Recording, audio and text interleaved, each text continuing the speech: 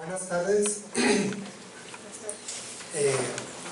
bienvenidos y bienvenidas y muchísimas gracias por acompañarnos la tarde de hoy acá en esta actividad. Esta es un diálogo académico, digamos, pero que quiere ser más que un diálogo académico, que el Centro de Investigación en Cultura y Desarrollo, el CICDE, de la UNED, promueve, pero especialmente lo promueve desde el paraguas de nuestra revista Rupturas. La revista Rupturas es una revista académica semestral que publica nuestro centro. Aprovecho para invitarles a que la visiten, está en internet. En el buscador ustedes ponen revista Rupturas y los lleva inmediatamente el buscador a nuestra revista, que es una revista de acceso abierto, de manera que ustedes pueden descargar los artículos de la revista e incluso pueden descargar cada número en forma completa, libremente, ¿verdad? Sin ningún tipo de restricción. Y pues, aparte de invitarles a que visiten en internet la revista, pues también invitarles a que consideren la posibilidad de que nos envíen artículos para la publicación en la revista. Y Rupturas es una revista indexada y se rigen por esas normas de la indexación, de la revisión de pares, etcétera, de los artículos. Pero en fin, ahí está disponible como una posibilidad para la publicación. Bien, en los marcos de la revista Rupturas, el CICDE ha venido promoviendo desde el año pasado un tipo de actividades cuyo objetivo es generar un diálogo académico alrededor de algunos temas que son, digámoslo así, como temas claves en el proceso de investigación científica, pero especialmente en relación con la investigación en ciencias sociales, no exclusivamente, pero principalmente con la investigación en ciencias sociales. Es una inquietud que de hecho surgió en los marcos del Consejo Editorial de la revista Rupturas, y a raíz de la preocupación que ahí se expresó en el Consejo Editorial, posteriormente hemos tratado ya de concretarlo en una serie de actividades donde nos planteamos algunas de esas preguntas fundamentales, esas preguntas como de base que se plantean en la investigación social y que son preguntas que generalmente quedan ahí como en el camino. A los investigadores, a las investigadoras, esas preguntas se les plantean, esas dudas se les plantean, pero normalmente se les hace de lado para poder seguir adelante con la investigación que se quiere realizar. Entonces, en los marcos de este tipo de actividades, por ejemplo, nos hemos planteado el tema de las disciplinas, de la transdisciplinariedad, de la interdisciplinariedad, pero incluso de la indisciplinariedad, de indisciplinarse, ¿verdad? En algún momento también ese tipo de temas lo hemos planteado, que es entonces toda esa discusión sobre la investigación social como una investigación que tiene que superar los límites disciplinarios tradicionales y plantearse un tratamiento de los problemas de investigación que obligatoriamente, cada vez de una forma más obligatoria, tiende a ser no simplemente interdisciplinario, sino muchas veces transdisciplinario. Ese tipo de problemáticas nos las hemos planteado en algunas de las ocasiones anteriores, incluso desde la perspectiva de investigadores o investigadoras que se han visto en su quehacer investigativo en la necesidad de trascender su propia disciplina para aventurarse en otras áreas disciplinarias y entonces tener que hacer frente al desafío de invadir territorios que presuntamente son ajenos a la disciplina en que ese investigador o esa investigadora originalmente estaban formados. También nos hemos planteado el tema del diálogo, que a veces más que diálogo es una especie más bien como de trifulca, de rebatiña entre ciencias sociales y ciencias naturales. La última actividad de este tipo se ocupó precisamente hace un par de meses, algo así. Se ocupó de ese debate, ciencias sociales frente a ciencias naturales, posibilidades de entendimiento, de diálogo, de comunicación entre esos dos grandes campos del saber. A este tipo de actividades, donde hemos tratado de abordar esta clase de discusiones, pues les hemos puesto el nombre de Compartamos un café para hablar de, ¿verdad? Entonces así por ejemplo lo anterior era compartamos un café para hablar de ciencias sociales y ciencias naturales, un diálogo necesario. Hoy nos hemos planteado una temática igualmente relevante, igualmente actual y necesaria. Una de esas preguntas que continuamente se nos plantean a los investigadores y las investigadoras sociales, pero que siempre van quedando en el camino, ¿verdad? Sin lograr resolverla de forma plenamente satisfactoria, que en este caso es la pregunta entre el diálogo, la pregunta acerca del diálogo entre el saber académico y el saber científico respecto de otras formas de saberes, ¿verdad? Otras formas de saberes como puede ser el saber tradicional de las comunidades campesinas, o en particular el saber tradicional que es un saber heredado a lo largo de generaciones por parte de las comunidades indígenas, de los pueblos indígenas. Esa es la temática para el día de hoy, ese es el compartamos un café de hoy, es para que hablemos un poco de esa problemática, de ese difícil diálogo y sin embargo necesarísimo diálogo entre el saber que se gesta en el trabajo académico, científico que usualmente realizamos en las universidades y esas otras formas de saber con las cuales los investigadores y las investigadoras sociales continuamente tenemos que vernosla, pero que a la pura verdad también muchos investigadores en el otro lado, en las ciencias naturales, también se ven en esa necesidad. En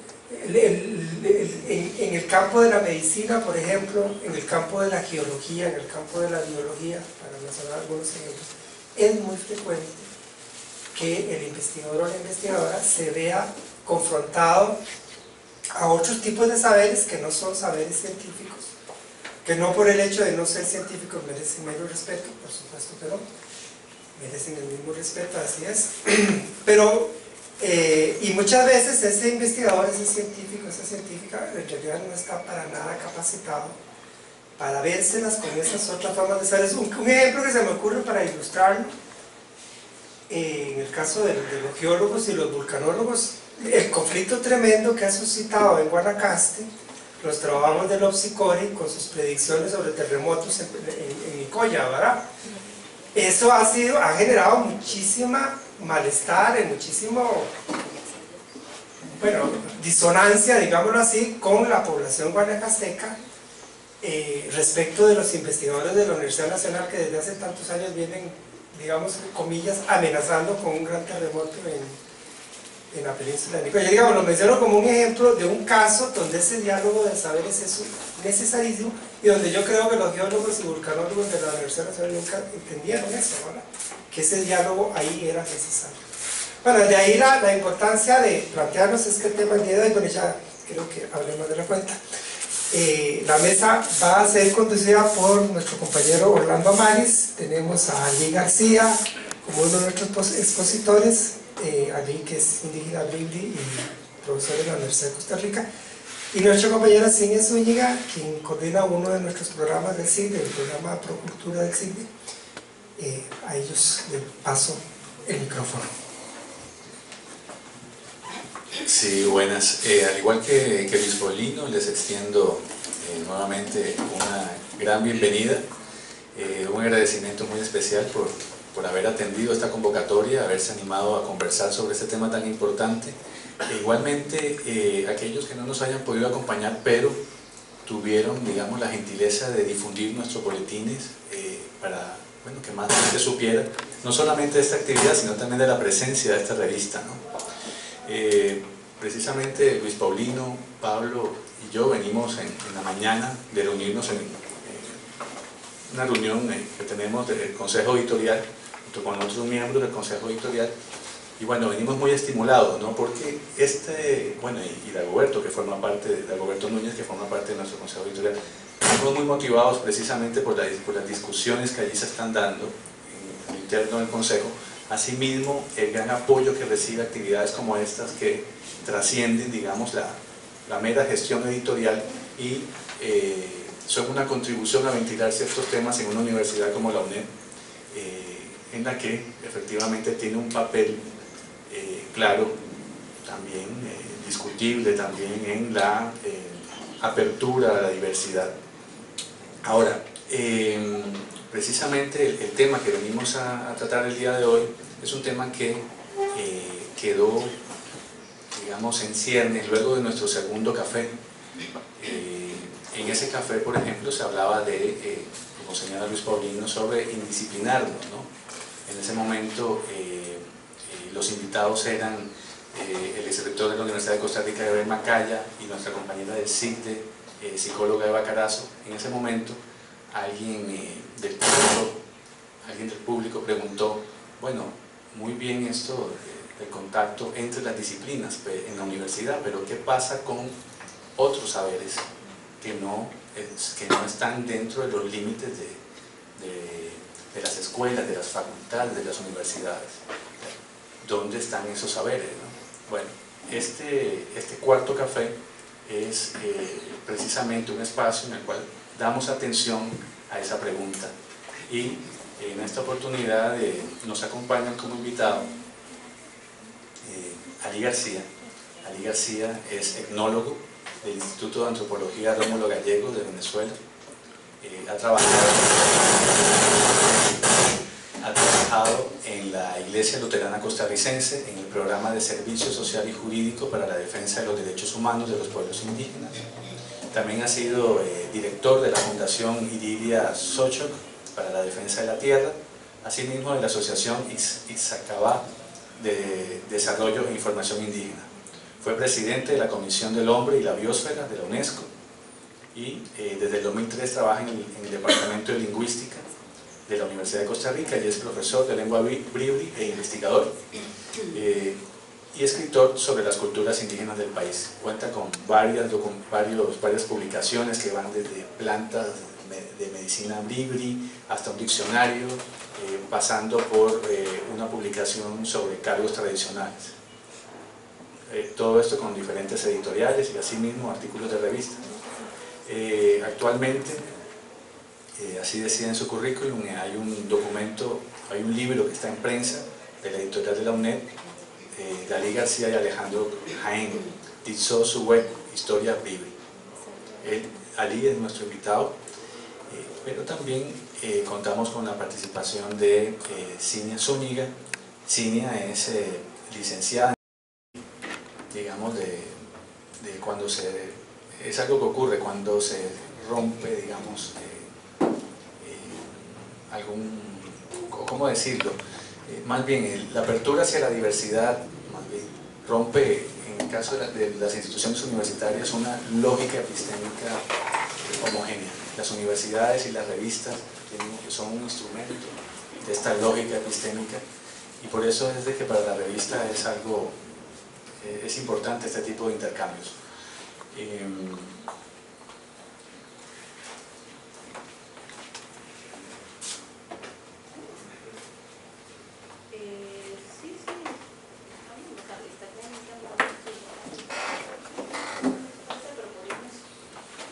Demos un segundito a la presentación de Cine. Un agradecimiento muy especial a Onda UNED. Ahí está Pamela resolviendo allí todo. Ellos normalmente nos acompañan en este tipo de actividades y nos ayudan mucho en la divulgación.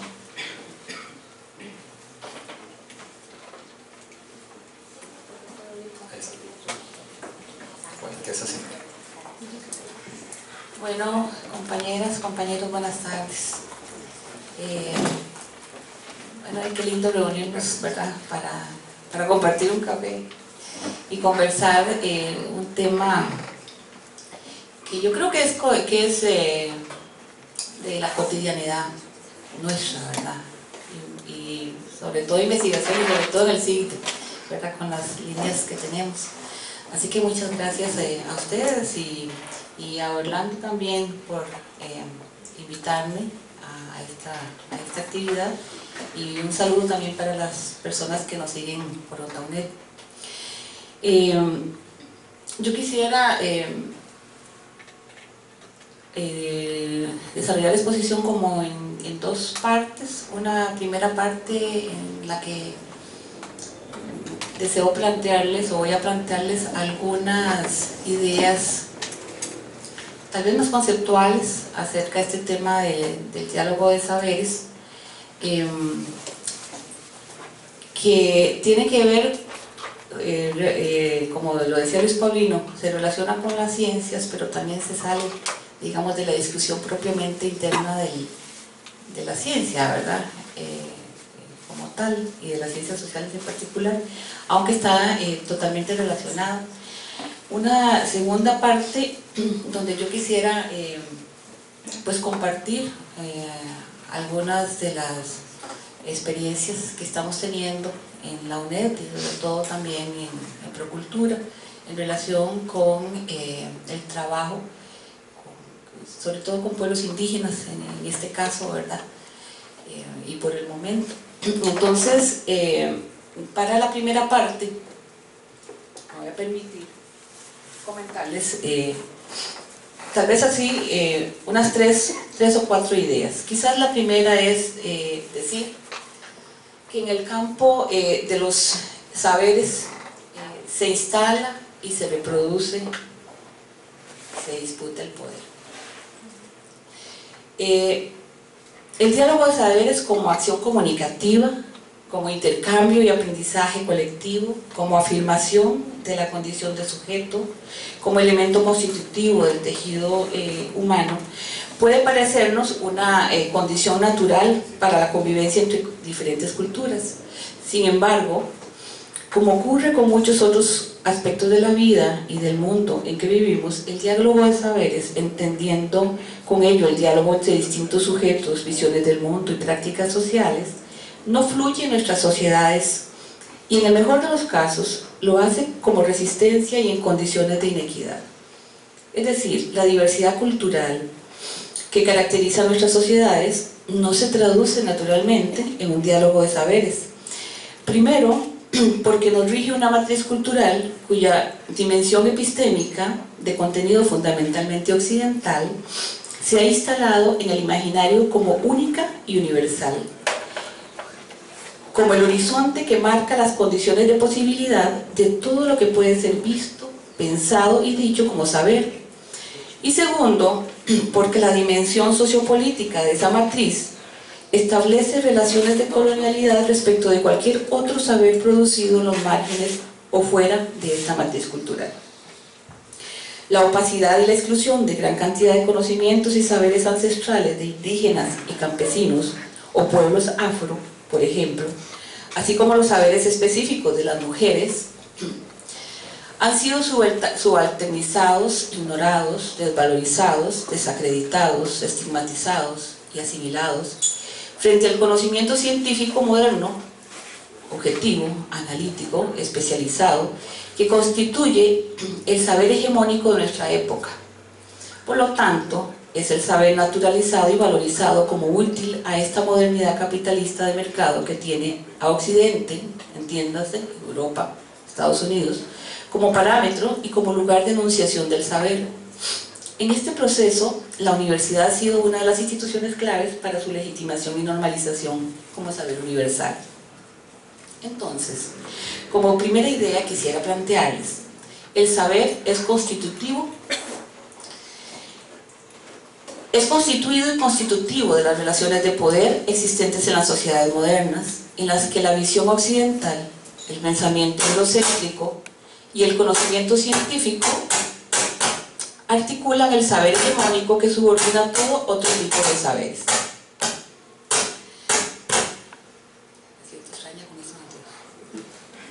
Una segunda idea. El diálogo de saberes puede ser entendido y normalmente se expresa desde diferentes lugares. Y por lo menos hay dos lugares, digamos, cualitativamente distintos en esa relación. Uno es el lugar del poder y otro el lugar de las resistencias.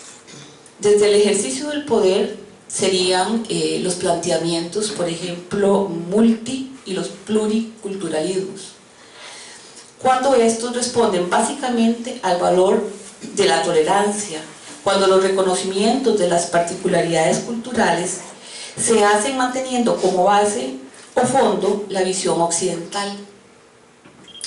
En estos casos, las diferencias culturales se folclorizan, se exotizan, se integran, se desvirtúan, se descontextualizan, generando nuevas imposiciones y dobles discursos. Un ejemplo de esto es la difusión de elementos, por ejemplo, de las culturas orientales, por ejemplo, en el campo de la salud, que son occidentalizados para mercantilizarlos mediante todo tipo de textos, manuales, recetas y prácticas despojados en gran medida de su sentido y de su articulación con los demás elementos de la cultura de origen, y que son resignificados en función de los valores occidentales. Hablamos en este caso de la globalización de la cultura en función del mercado de bienes culturales.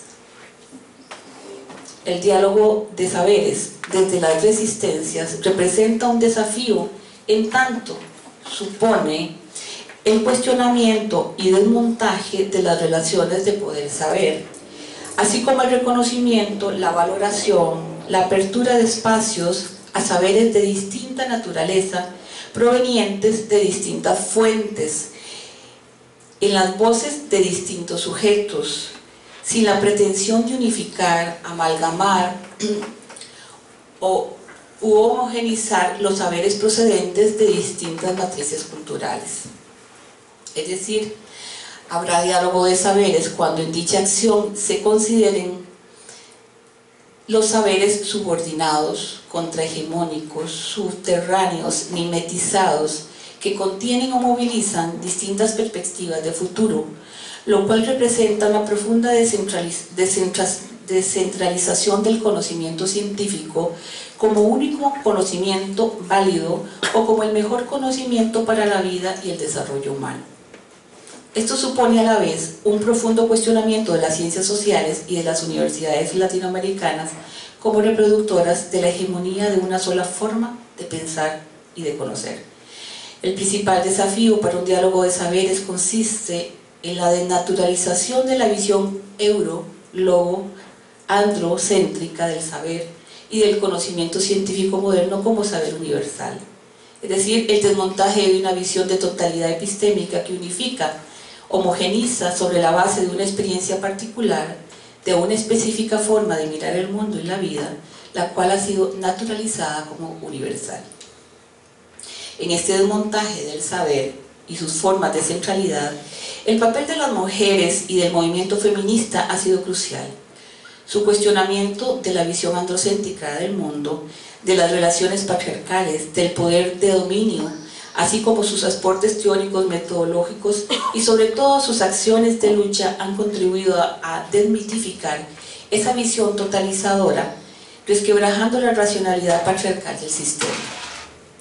También el pensamiento ecologista que redimensiona la relación del ser humano con la naturaleza y en general los movimientos sociales están llevando a la visión de un otro mundo posible en el que quepamos todos y todas. Las ciencias sociales, otra vertiente, digamos, que está conformada por un conjunto de pensadores, hombres y mujeres, o mujeres y hombres, la mayoría en la academia, cientistas sociales, agrupados en su mayoría, o por lo menos hay varias experiencias. Una de ellas es una red o grupo que se organizó en torno a un proyecto denominado Modernidad de Colonialidad, que creo que la mayoría de nosotros ya hemos leído textos, digamos, de este grupo, que agrupan en el que se encuentran personas provenientes de distintas disciplinas y que vienen haciendo una crítica de la teoría crítica, especialmente de la Escuela de Frankfurt, y de las aplicaciones del marxismo a la realidad latinoamericana. Es una lectura desde América Latina para entender las dinámicas de la colonialidad del poder, del saber y del ser, y se apunta en este caso a un diálogo entre el pensamiento crítico europeo y el latinoamericano, repensando críticamente la colonialidad desde América Latina. Es importante hacer notar cómo el debate de las ciencias trasciende la identificación de los orígenes anclados en fechas y acontecimientos conforme a la ciencia, conforme a la historia clásica, hacia el análisis de las procedencias, de las posibilidades que hicieron posible el desarrollo epistémico occidental. Esto permite articular de otra forma y situar en otros lugares, en otros actores y tiempos, los elementos y factores explicativos de la realidad actual. Así encontramos, por ejemplo, a autores de la teoría crítica de la dependencia y del enfoque histórico-estructural como Aníbal Quijano, sociólogo peruano, quien elabora un análisis del sistema mundo moderno a partir de la estructuración de un poder de explotación mundial que se establece con base en la diferenciación de personas y territorios según clase, raza y género, el cual no tiene su origen en la revolución industrial ni en la Europa del siglo XIX, como lo hemos aprendido en las clases de historia, sino en la articulación que se da de la expansión imperial colonial y los caminos y los cambios en la economía europea, justamente como producto del aprovechamiento de los recursos del Nuevo Mundo bajo la extracción en condiciones de explotación colonial, en las que juega, como sabemos, un papel fundamental el cristianismo. Así se articulan capitalismo, colonialismo y cristianismo como una gran máquina, dice Castro Gómez, filósofo colombiano, una gran máquina de tres cabezas en las que de manera simultánea, concatenada e interdependiente, se ejerce el poder colonial aún después del colonialismo, es decir, la colonialidad del poder que hace mantener las distintas jerarquías hasta el momento y sobre las cuales descansan las relaciones sociales de explotación capitalista y de mercado actual. Esas tres cabezas de la hidra, que es la metáfora empleada por Castro Gómez, poseen una enorme capacidad regenerativa, resurgiendo, aumentando y profundizando sus cabezas cada vez que alguna de ellas es cortada. La hidra, dice Castro Gómez, es la máquina, es el sistema mundo moderno, colonial, patriarcal, y las cabezas son la colonialidad del poder, la colonialidad del saber y la colonialidad del ser, a la que agregaría también la colonialidad del cuerpo. Entre ellas hay una jerarquización, no hay una jerarquización, pero sí están articuladas. La historia como producto del quehacer historiográfico es quizás una de las disciplinas mayormente cuestionadas en este proceso. La historia que conocemos es la historia de los vencedores, la historia hegemónica, la historia eurocéntrica y colonial, que ha ignorado los aportes de las mujeres, de los sectores populares y de las culturas no occidentales. Boaventura de Sousa Santos desarrolla la idea del pensamiento abismal, que utiliza la metáfora de la línea divisoria. De un lado de la línea tenemos el dominio del conocimiento científico moderno, del otro lado caen todos los conocimientos y saberes no sustentados en la ciencia moderna, los cuales son desvalorizados, ignorados, mitificados, devaluados. Así caen del otro lado de la línea las espiritualidades, los conocimientos empíricos, los conocimientos relacionados con el uso de los sentidos, del cuerpo. Retoma así la dinámica del poder colonial para distinguir entre las epistemologías del norte y las epistemologías del sur. El norte es para él el norte colonial y el sur es el sur de lo colonizado. O sea, tenemos un norte en el sur y un sur en el norte. En la sociología de las ausencias explica cómo se ha producido el colonialismo en la construcción del conocimiento y cómo nos ha invisibilizado, cómo nos han llegado a llamar tercer mundo, subdesarrollados. Para de Sosa, la colonialidad eurocéntrica ha usado los siguientes 5 dispositivos Foucaultianos. Todo lo que el conocimiento europeo no legitima o no reconoce es inexistente, o es incultura o atraso. La idea según la cual la historia tiene un sentido y una dirección única, por lo que aquello que no corresponde a ese sentido es inferior, atrasado, subdesarrollado. Conforma un proceso de estereotipación de una lógica de estratificación social que el eurocentrismo representa, tomando como medida al hombre blanco, europeo, joven, heterosexual. Todo lo demás es inferior.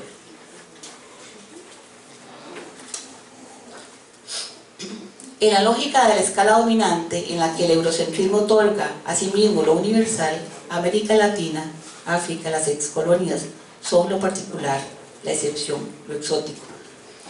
En la estrategia de la lógica productivista que sanciona y valora el conocimiento en función del Producto Interno Bruto generado, lo que no cabe dentro de esa lógica consumista y productivista es improductivo o inútil.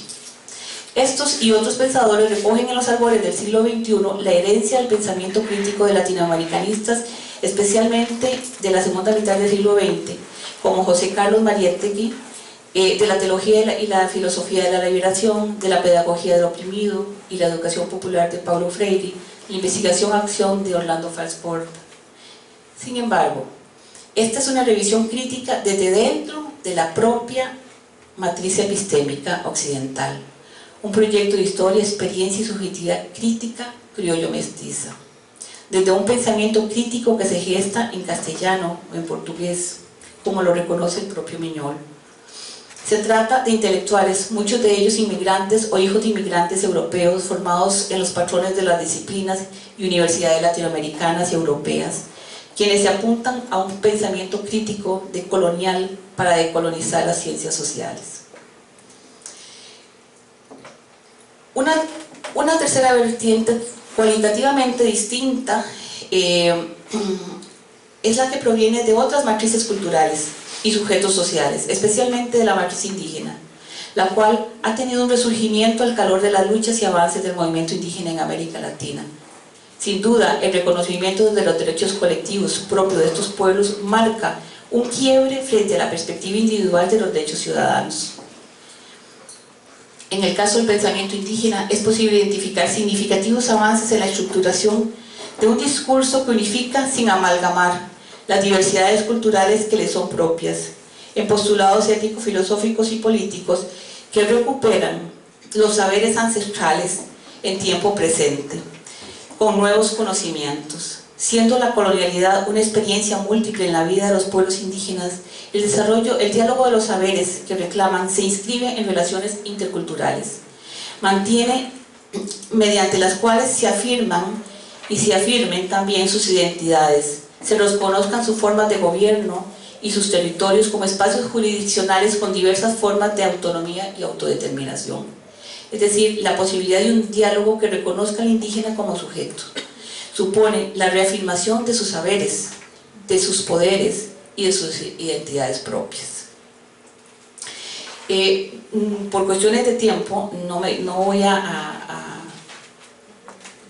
digamos, a ampliar mucho el último punto, que tiene que ver con los cambios cualitativos en la propia ciencia moderna, pero es interesante porque paradójicamente la misma ciencia moderna, con los desarrollos científicos, por ejemplo, con la teoría de la relatividad, con la genética, lo que está es demostrando justamente conocimientos que han estado siempre siendo parte de la cosmovisión indígena, como por ejemplo el hecho de que todos formamos parte del mismo árbol de la vida, la relación, ¿verdad?, que se da entre todos los seres del planeta, ¿verdad? Eso es algo que es parte de la cosmovisión indígena y que ahora viene a ser, es parte del gran, digamos, descubrimiento, del gran aporte de la misma ciencia. Quisiera pasar acá a lo que tal vez a comentar algunas de las experiencias que hemos tenido en Procultura y específicamente en una de las líneas, bueno, en el CIGDE, y una de las líneas que tenemos, que es el trabajo con pueblos indígenas, que nos pone, digamos, de frente ante los desafíos de esa colonialidad, digamos, de las ciencias y del poder que nosotros también, de la cual somos reproductores en gran medida. Entonces, hay dos experiencias que yo quisiera muy rápidamente comentar. Una está dentro del CIGDE y otra está, digamos, es de la UNED, pero tiene que ver con una experiencia de capacitación a líderes comunitarios indígenas de Centroamérica. Entonces, primero voy a referirme a, tal vez a la de los NOVES, que ustedes, yo creo que la mayoría saben, ya conocen ese proyecto. Algunos hasta lo han leído, Orlando lo conoce Dago, lo conoce Luis Paulino. Es un proyecto que ya tenemos nosotros entregado al informe y que está pendiente la presentación pública de ese proyecto. Cuando nosotros decidimos trabajar, que lo hacemos a petición de los mismos pueblos, de las mismas indígenas NOVES que participaron en la lucha de cedulación en los años 90, lo hacemos en primer lugar en razón de esa solicitud específica, porque dentro de lo que se ha postulado el CICTE como como esta línea de investigación, es que no somos nosotros los investigadores los que tenemos que decidir los temas o los problemas a investigar tratándose de pueblos indígenas. Y ahí, digamos, es una de las primeras cosas que queremos decir en relación con este tema. Son temas que deben ser consensuados, que deben ser negociados y que deben responder a los intereses y necesidades de los pueblos. Eso ya nos plantea la necesidad de que las decisiones, desde el primer momento, desde la decisión del tema y todo el siguiente proceso, intervengan directamente los propios indígenas. En esto, además, con la experiencia que tenemos, consideramos fundamental también que los equipos de los proyectos sean equipos conformados también interculturalmente, o sea, que sean equipos donde hayan indígenas y donde estemos, digamos, los mestizos no indígenas también. ¿Por qué? Porque, bueno, no podemos nosotros hacer un acercamiento a los pueblos indígenas justamente y únicamente desde nuestra experiencia, nuestra visión, por muy crítica que sea. Entonces, ahí se define, digamos, otro aspecto importante en el acercamiento con estos pueblos y en ese diálogo que tenemos que tener como institución y como centro de investigación. Se conforman equipos interculturales tanto para el proyecto NOVE como para otro proyecto que estamos iniciando en el caso de Salita, que también ustedes van a conocer próximamente. Y además de eso, esa participación directa de ellos en todo ese proceso de recuperación de la memoria y de la historia de sus luchas. Ahí también hay otro elemento importante y es cómo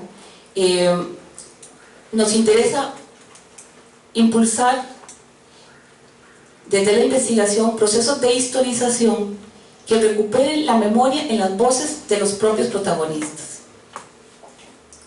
O sea, ya no se trata de hacer una historiografía de la lucha, sino una historización del proceso en las propias vivencias, recuperando también las emociones de la lucha, por ejemplo.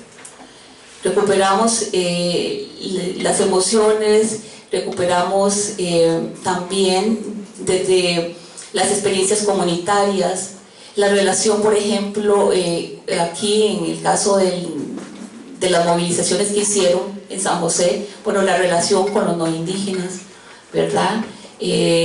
Las formas como ellos se organizaron. Esto, digamos, en el caso del proyecto de cedulación. Hay otro proyecto que también, por cuestiones de tiempo, apenas es que voy a mencionar, que es una experiencia que tuvimos de capacitación a líderes comunitarios de Centroamérica, que planteado en el tema de la gobernabilidad desde la cosmovisión indígena. Y ahí también ha sido una experiencia o una aproximación muy interesante, porque en este caso el equipo docente estuvo conformado por docentes indígenas. O sea, no hay otra forma de trabajar con los pueblos indígenas, digamos, respetuosamente, que no sea también incorporándolos directamente en todo digamos, los procesos que sean emprendidos de saber, de conocimiento, de generación de conocimientos, ¿verdad? O de aprendizajes. En este caso, de esta experiencia, no solamente se incorporaron los indígenas en el equipo docente, sino que también los contenidos, los módulos, fueron definidos con ellos, con contenidos de su interés y con contenidos, digamos, filosóficos, éticos, políticos, de sus saberes. Y la espiritualidad se incorporó también. Entonces se incorporaron, digamos, las espiritualidades como parte del curso. Tuvimos la participación de un guía espiritual que vino y estuvo trabajando espiritualidad indígena. De manera que las afirmaciones identitarias en uno u otro proyecto, en los dos, digamos, en estas dos experiencias, son el punto de partida. Entonces son las afirmaciones identitarias de esos sujetos, las afirmaciones también de sus propias formas de organización, ¿verdad?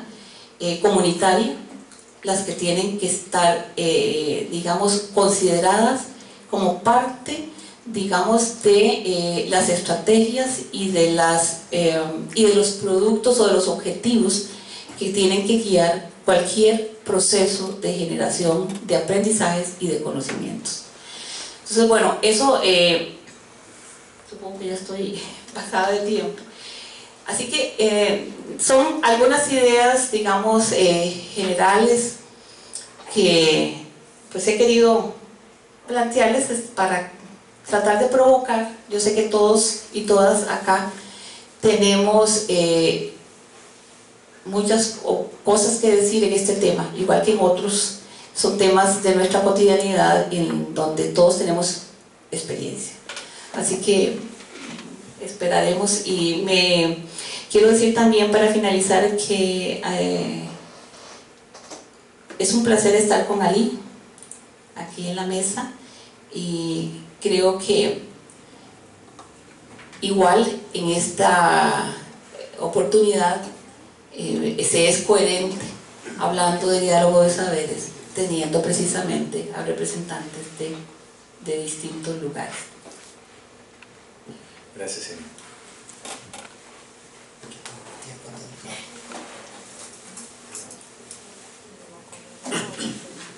Gracias.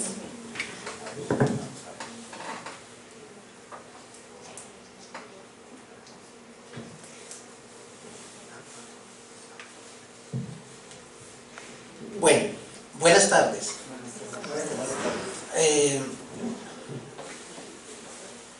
No sé si vamos a salir bien de lo que podemos conversar o compartir ahora, pero sí me gustaría en que el tiempo que tenemos podamos hablar de algunas cosas específicas, en que podamos por lo menos empezar a entender algunas cosas que enfrentamos cuando trabajamos con comunidades o pueblos indígenas. Viéndolo desde el punto de vista digamos, académicos, en las universidades y la comunidad indígena. Yo le decía a los compañeros organizadores de que de la hoja de vida que le mandé, pues, casi no hay muchas cosas que hemos estado haciendo, porque yo soy poco para estar viendo esas cosas, por algo muy sencillo. La palabra educador o educado o académico suena como un poco agresivo, por decir de alguna forma, o individualizando entre la gente de las comunidades indígenas y los no indígenas. Está asociado con agresión. Yo quiero hoy un poco compartir con ustedes el que ustedes pueden verme como un bribri, ¿verdad? No pensemos en las universidades, sino yo trato de poner a ustedes cómo nosotros sentimos y vemos esas acciones que se hacen a nivel de universidad, ¿verdad? O a nivel de instituciones. Aparte de que yo soy, digamos, de la comunidad de bribri y bueno, hablo mi idioma, me manejo mejor en mi mundo que acá, también comparto mi vida aquí con la gente, con todo a nivel de la universidad. Entonces, lo que generalmente he pretendido es decir realmente, cuando ustedes van a las comunidades indígenas, que son puntos importantes a tomar para que no cometa los errores que ya se ha hecho, ¿verdad? Ahora bien, segundo parte, que lo que yo quería compartir también con ustedes es el modelo de hacer trabajos en el campo de las comunidades, ¿verdad? Por lo general nosotros, digamos, ahí sí hablo como partes de la universidad, vamos a la comunidad y empezamos a entrevistar a las personas. Eso es un gran error que cometemos. Entonces, desde ese punto de vista nosotros siempre decimos, claro, porque ellos se creen que son los expertos, son los dueños, simplemente hay que decirles lo que ellos quieren escuchar, ¿verdad? Entonces, las informaciones que recogemos como investigadores no siempre es correcto, ¿verdad?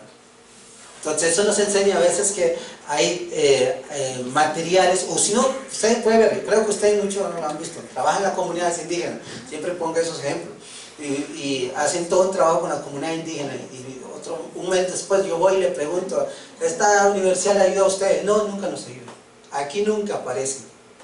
Entonces la gente dice, no, si nosotros trabajamos en esas comunidades con tales compañeros, y uno le pregunta y ellos dicen no, porque siempre fue visto desde externo. Ese trabajo que nosotros estamos haciendo como universidad siempre fue visto como externo por ellos, no fue interiorizado.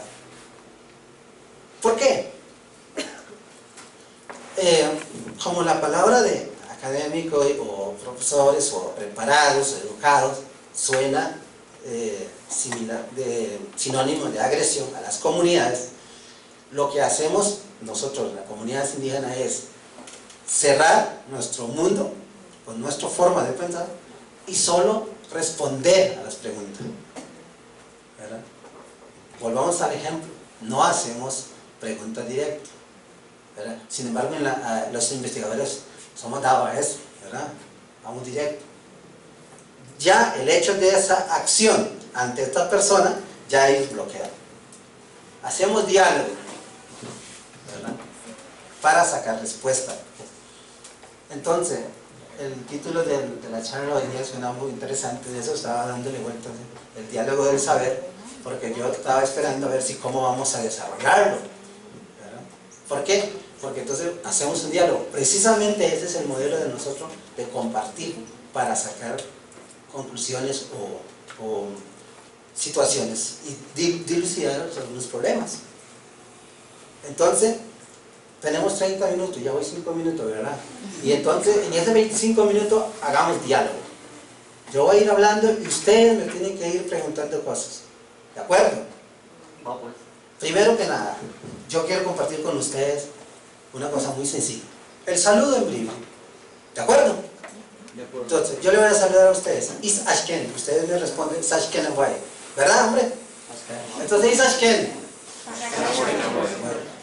Solo hay una forma de saludar en estas lenguas indígenas, que es, ¿cómo está usted? No importa la hora que llegue, ¿verdad?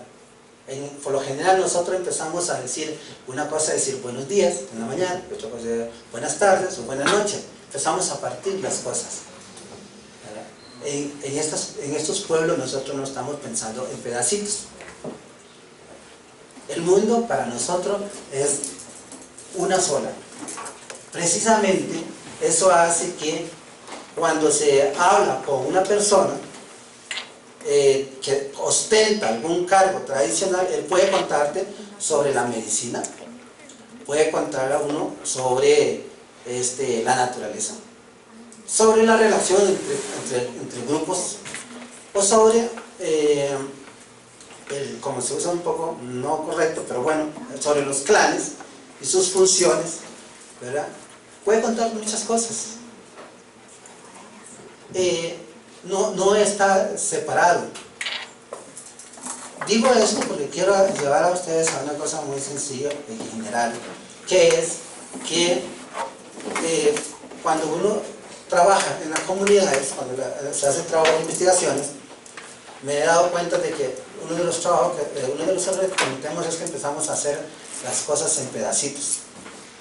Entonces los compañeros o las compañeras o nosotros empezamos a responder a esa cosa nada más. Eso es, digamos, de alguna forma, acciones que lo único que va a hacer es que este compañero responda o compañera responda a la necesidad, pero incluso tiene un efecto a largo plazo poco, digamos, nocivo en el mundo de nosotros. Usted sabe que, por ejemplo, para nosotros no existe los términos de mitologías, ¿verdad? Ya el hecho de que se use la palabra mitología, ya se sabe cuál es el contexto que estamos diciendo. Para nosotros es la sabiduría y es la identidad, es el conocimiento, es sobre lo que yo me manejo, ¿verdad? Entonces no se puede separar eso. Por eso es que nosotros sentimos que cada vez que nos preguntan sobre esas cosas nos dice no vale, ¿verdad? Porque ese es el concepto que se tiene. Bien,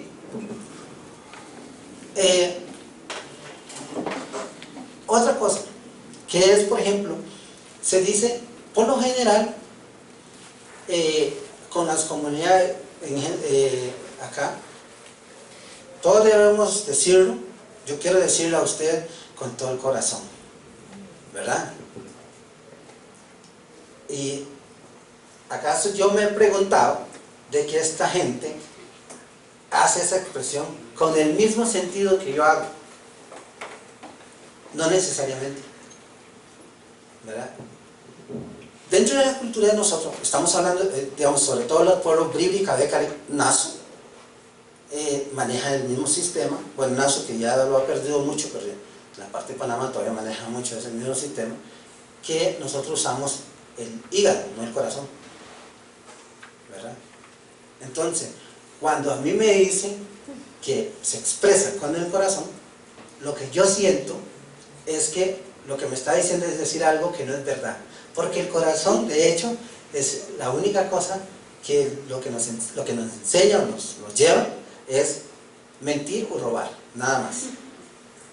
Esas dos cosas. De hecho, es el mismo, por decir la palabra, es la misma palabra en Bribri para decir mentir o robar. Es la palabra corazón. De hecho, se dice meu, porque me es corazón y robo o mentira, y bo es fruta, por ser redondo, ¿verdad? Entonces, meu, lo único que te enseña es. Entonces, si yo les digo, yo quiero decirle a usted con todo el corazón, yo puedo estar mintiendo y estoy justificado a mentir, ¿verdad? Porque lo estoy diciendo con el corazón, ¿verdad? Y esas son las cosas que uno hace siempre en las comunidades, con la gente. He visto materiales y con mis propios compañeros que ellos le dijeron a la gente de afuera una cosa y cuando nos explican, lo explican diferente. No sé por qué, eso fue lo que me preguntó, ¿verdad? O eso fue lo que dijeron. En el caso de los pueblos malecos, bueno, el pueblo maleco lo que usa es el interior. El caso en Moere, que el Noe, sí, creo que de alguna forma ellos sí han asimilado por la relación que han tenido con las religiones en parte de lo que es Panamá ahora.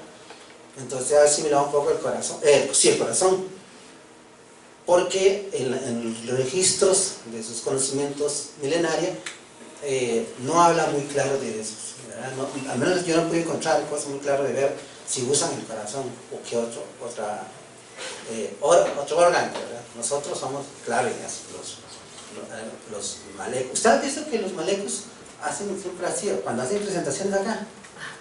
Y es lo peor que puede hacer uno con los malecos, ¿verdad? Decirle a los malecos, por ejemplo, una de las cosas que se hace, que siempre le digo a la gente, es que si usted quiere ofender a un maleco, en términos bien, usted le puede decir, yo quiero que cuando usted se muera vaya al cielo. Es lo peor que le puede hacer a una persona. Y ustedes saben que yo les digo a ustedes, cuando usted muera me gustaría que vaya al cielo. Para esta sociedad, pues está bien, ¿no? Y cuando hablamos de igualdad, de conocimiento, o de compartir, o de ciencia, no necesariamente, yo creo, desde mi punto de vista, tiene que llegar a una sola bolsa, la parte científica. Yo creo que muchos de estos conocimientos tienen esta parte. Nosotros lo que tenemos que hacer, como disque investigadores o disque profesionales, digo profesionales porque en Bribri la palabra profesional o educado y eso, y en Cabecar también, aquí tenemos un estudiante de Cabecar, también Bribri, yo no sé, ahí me puede ayudar, ¿verdad?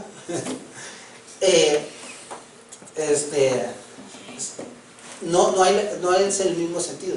La palabra es edu, o que significa formarse, construirse o hacerse, pensado como construir una bolsa, eso para cargar, o construir una casa, ¿verdad?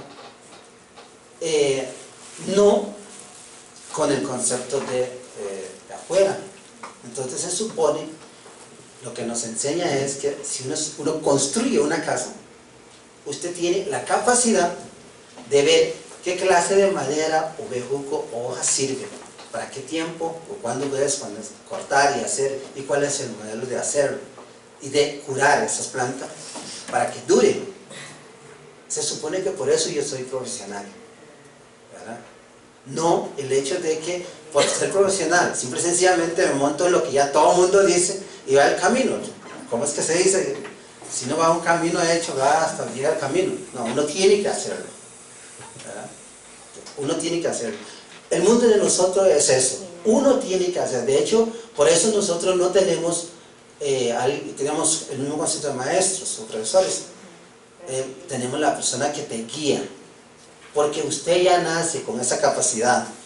Lo único que va a hacer los mayores, los que ya conocen, es ayudarte a guiar un poco, pero usted construye su mundo. El mundo, digamos, o las cosas que nos rodean, la relación con la gente, todo eso lo hace uno ya tiene esa capacidad. El humano ya nace con eso. Por lo general, ustedes han escuchado, yo creo que la gente dice, ¿qué son los indígenas? Ditsu, ¿no? Semilla, ¿verdad? Y mucha gente, esos de los errores que se cometen también, lo asocia con la semilla de maíz. Y es verdad, tiene razón, que es con la semilla de maíz, pero no es la idea exactamente del maíz. Los bribris y cabecares no nacen exactamente del maíz, ¿verdad? Entonces no es el hecho de que sea maíz, es el hecho de que sea semilla. La palabra ditsu en bribri o en cabecare, que lo único que significa es semilla, pero esas semillas que uno agarra para trabajar o para sembrar, ¿verdad? Usted tiene un montón de maíz o tiene arroz o frijoles, selecciona, ¿verdad?, una semilla que vas a usar para reproducir y lo resto para el consumo. Bueno, esa semilla que usted va a usar para reproducir, digamos, eso sería el ditsu precisamente. Por eso nosotros nos identificamos como ditsu, pero no necesariamente es maíz, ¿verdad? ¿Por qué? Porque nosotros estamos hechos de tierra, agua, ¿verdad?, y el aire y la energía. Por eso los bribris y cabecares y los naso también tenemos la posibilidad de pluralizar una persona, porque se cree que es 4 personas en uno. ¿Ok? Cuando nosotros vamos a trabajar con las comunidades indígenas y reflexionamos sobre esta parte del conocimiento indígena, es muy difícil, ¿verdad? Por lo general uno va y pregunta a una persona y responde y ya con eso uno define cosas. Por eso es que yo he dicho aquí en las universidades, en que no sé si las universidades, desde mi punto de vista como indígena y como parte de estas universidades, yo digo, no sé si la idea es seguir repitiendo estos problemas que hasta ahora demostraron que hemos fallado en mucho, que el trabajo en sí le ha faltado muchas cosas, o vamos a cambiar el método, que es realmente empezar a preguntarnos, pero no preguntarnos, porque a veces la gente dice, vamos a hacer algunos trabajos, o con los maestros, por ejemplo, la área de educación dice, vamos a grabar los libros que nosotros sacamos, dice, esos libros para educar a los maestros bribri. Y yo siempre me pregunto, ¿para qué? Si ellos hablan bribri perfectamente, ¿verdad? No estoy tan seguro que voy a enseñarle a alguien que ya sabe de eso, ¿verdad? Yo creo, como parte de estas universidades, esas cosas que nosotros tenemos que reflexionar. ¿verdad? Para hacer realmente algo que tenga efecto y que tenga resultado positivo. Cada vez que yo veo en las comunidades y en nuestras comunidades y hablo con los compañeros, hoy día hemos estado hablando mucho de los problemas que pasa en este momento en las comunidades. La pregunta se dice que somos modernos desde hace tiempo, sin embargo, cada vez van menos las comunidades indígenas, o los pueblos siempre sufren exactamente el mismo problema de hace muchos años. Hay algo que no está funcionando, ¿verdad? Algo que no estamos haciendo bien a nivel de la universidad o a nivel de las instituciones estatales, porque el hecho de que nosotros o los pueblos indígenas tengamos conocimiento o forma de vida diferente no significa que nosotros podamos, o los restos deben ignorarlo, dejarlo, que se quede así. Eso no es la idea, sino yo creo que nosotros precisamente la preparación que se hace a nivel académico, digamos, en estos medios, es precisamente para poder tener capacidad de entender cómo podemos convivir y ayudar y vivir, ¿verdad? Sin agresión o sin hacer que piense con el corazón, ¿verdad? Sino que puedan expresarse con el hígado y yo puedo entenderlo exactamente al mismo nivel, ¿verdad? Creo que eso es de muchas de las cosas que nosotros debemos reflexionar. A veces me preocupan muchos materiales que leo de tesis que se hace aquí en la universidad, en todas las instituciones, a veces llegan cosas ahí, y veo, digamos, esa misma situación. Y como indígena yo me pregunto, ¿cuál es la idea? Es a que yo puedo seguir hablando y sacando materiales y transmateriales que no pasa más que llenar bibliotecas o bodegas y hasta ahí. ¿O realmente queremos demostrar que tenemos capacidad y que tenemos reflexiones importantes para desarrollarnos en conjunto? No sé. ¿Por qué? Porque no veo a veces, digamos, acciones concretas. Vuelvo al ejemplo con las comunidades indígenas. Yo eso lo hablo mucho porque estamos en medio y soy parte de la universidad. Entonces, digamos, las universidades que cometen error, yo también soy parte de ese error, ¿verdad? Pero, digamos, por eso tratamos de decir cosas que vemos. A veces la gente dice de educaciones indígenas o de materiales indígenas, ¿verdad? Y vea, digamos, veo los materiales que trabajan sobre ecología, sobre proyectos con las comunidades indígenas. Todas nuestras universidades tienen eso. Y yo veo esos materiales, los leo a veces, y me dicen un montón de cosas, palabras muy bonitas, términos súper desarrollados y muy bien conjugados, y muy bien puntualizado, pero no siento más abajo, no siento más allá. Hasta ahí. Y así puedo conseguir 100 tesis en una semana tal vez, o 100 proyectos o programas con las comunidades en poco tiempo. De ahí no pasa. O sea, ese discurso. Porque, por ejemplo, yo le voy a decir, la gente dice, las comunidades indígenas, ¿verdad?, necesitan un desarrollo. Mi pregunta es, ¿cuál desarrollo? ¿Verdad? Un compañero la semana antepasada que estábamos en una conferencia vía Skype, decía que estábamos discutiendo sobre el discurso del buen vivir. Entonces decía que la gente a veces cree que el buen vivir significa mañana tengo carro, casas y todo eso, y entonces decía no, para nosotros el buen vivir es si yo voy a mi río y saco y tengo posibilidad de coger pescado sin que la gente me moleste, ¿verdad? Puedo hacer mi casa, ¿verdad?, tradicionalmente. Los animales pueden estar como siempre, porque para los pueblos indígenas nosotros los humanos somos como el último producto del poder poderoso, digamos. Los primeros son los animales. Entonces ellos pueden estar, nosotros tenemos que cuidar a los grandes, a los mayores. Eso es el concepto, no es el asunto de tener mañana super casa, super carro, eso no, sino esa es la idea. Pero entonces nosotros, ¿qué significa? Que nosotros debemos, o sea, la sociedad al frente, no indígena en este caso, debe reflexionar sobre esto, cómo desarrollar un trabajo en conjunto, donde esto puede funcionar, ¿verdad? No imponer, no es mi idea, no podemos imponerlo. Entonces, cada vez que nosotros hacemos esa reflexión sobre, si yo le digo a ustedes que Dios está arriba, ahí ustedes deben ver para arriba, yo debo reflexionar si para ustedes eso está bien o no.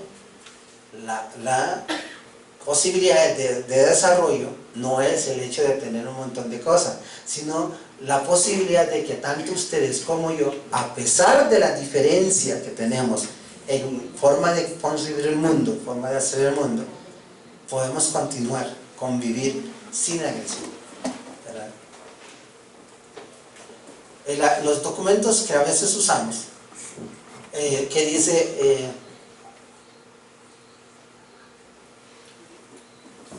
los indígenas son protectores de la naturaleza. ¿Te has visto un montón de eso, no? Son protectores de la naturaleza.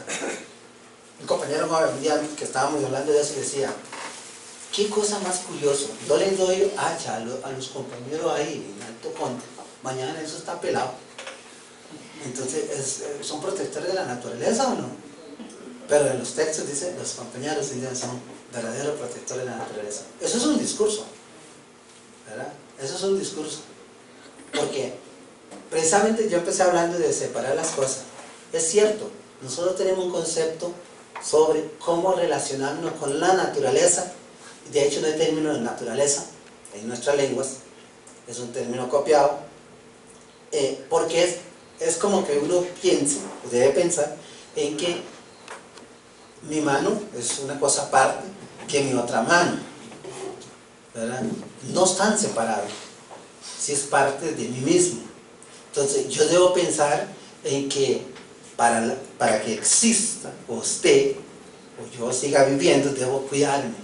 Así es como debo pensar sobre lo que me rodea. Ahora bien, el mundo de nosotros decimos que nosotros no estamos solo por estar aquí de bonitito y cosas por el estilo, no. Estamos para servir y ser servido. O sea, el concepto de que alguna de la naturaleza, de los animalitos o plantas y eso, me va a comer, igual yo comeré de ellos. Eso es el ciclo de la vida, el objetivo de la vida. Por eso es que nosotros siempre hemos dicho de que, por ejemplo, le voy a contar una cosa, el mundo de los brivies y cabecares, ahora que de alguna forma nosotros nos organizamos con el sistema del SU y cosas por el estilo, pero también el sistema de un modelo que se llama Diketuk, significa, textualmente significa comer río o agua, di es agua o río, pero lo que se traduce como la seca del río, que era un modelo de resolución de conflicto en todos niveles, y eso tiene que ver mucho con el modelo de organización. Esa forma muere una vez que se crea esa ley para proteger los recursos y se prohíbe a los indígenas hacer estas actividades, que lo hacíamos una vez al año. Los malecos también lo tienen. Entonces, se supone que se iba a hacer algo interesante y bueno, ¿verdad?, para seguir. Sin embargo, el efecto fue negativo, ¿verdad? De hecho, muchos de los animales en las comunidades ya no se ven. Las comunidades indígenas tienen justo los problemas que estamos viendo ahora, ¿verdad?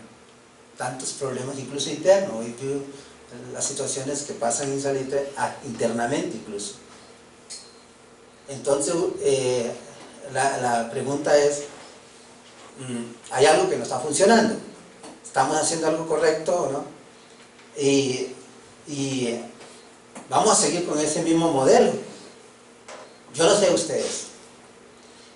Para los indígenas, yo creo, que cuando nosotros hablamos con ustedes en poder entendernos, estamos pensando en que ustedes entiendan nuestro mundo, en que yo no necesariamente estoy hablando del corazón, igual nosotros trataremos de entendernos.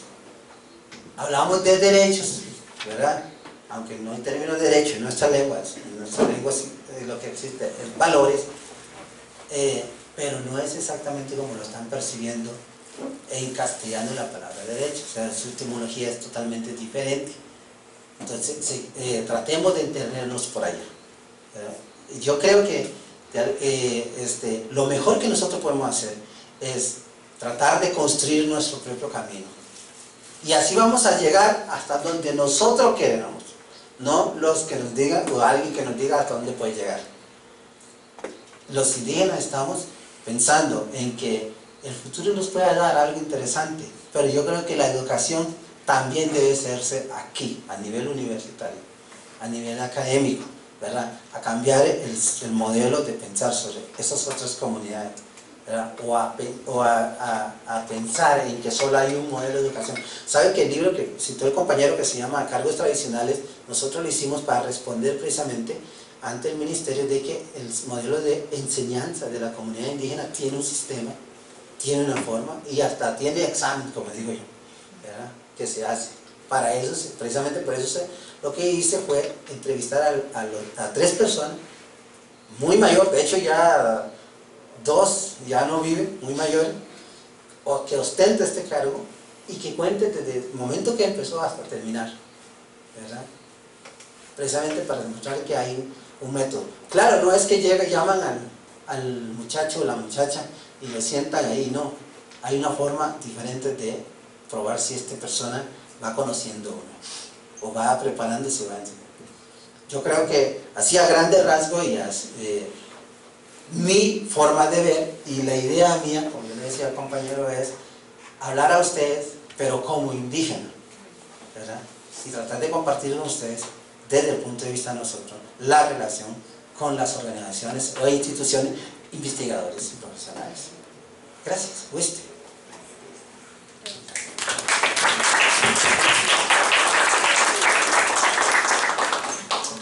Sí, muchas gracias, Ali. Bueno, tenía preparado un resumen, pero viendo que empezamos tarde y que el tema es bastante sugerente, yo pienso que podemos dar inicio a un primer ciclo de intercambio con los panelistas, ¿verdad? Ahí ya Roberto estará pasando el micrófono. Que si gustan pasar y pararse aquí para hacer la pregunta, de manera que... O si no, de cualquier manera, sentaditos. Bueno, sentaditos por aquí. No sé qué quieren. Para Mananito. Sí, te voy a pasar y por favor Sí, nos dicen su nombre para que quede... Bueno, buenas noches, ya es la noche. Mi nombre es Sebastián Martínez. Don Ali, me interesa mucho la parte que habla usted al final sobre el método de enseñanza indígena. Ahorita, entre varios compañeros enseñando una investigación, y yo me estoy metiendo mucho en la parte de educación indígena. ¿Qué piensa usted, o cómo ha visto usted todas estas propuestas nuevas que hace el Ministerio de Educación Pública de buscar empoderar un poco en un momento en el 94, ¿verdad? Cuando se crea el Departamento de Educación Indígena, que ahora lo asume el Departamento de Educación Intercultural? ¿Cómo ve usted esta nueva propuesta, por ejemplo, en la reforma del decreto del subsistema de educación indígena? ¿Cuál es su opinión sobre Mira, eso? esto es algo que... ¿me escucha bien? Sí. Sí.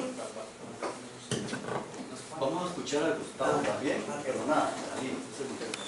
Buenas noches, Gustavo Gatica del CIPRE. Muchas gracias por las presentaciones y mi comentario es para Ali. Yo soy guatemalteco, del norte de Guatemala, de Alta Verapaz. En mi departamento hay quechíes, achíes y pucunchíes. El grupo más numeroso es el quechí.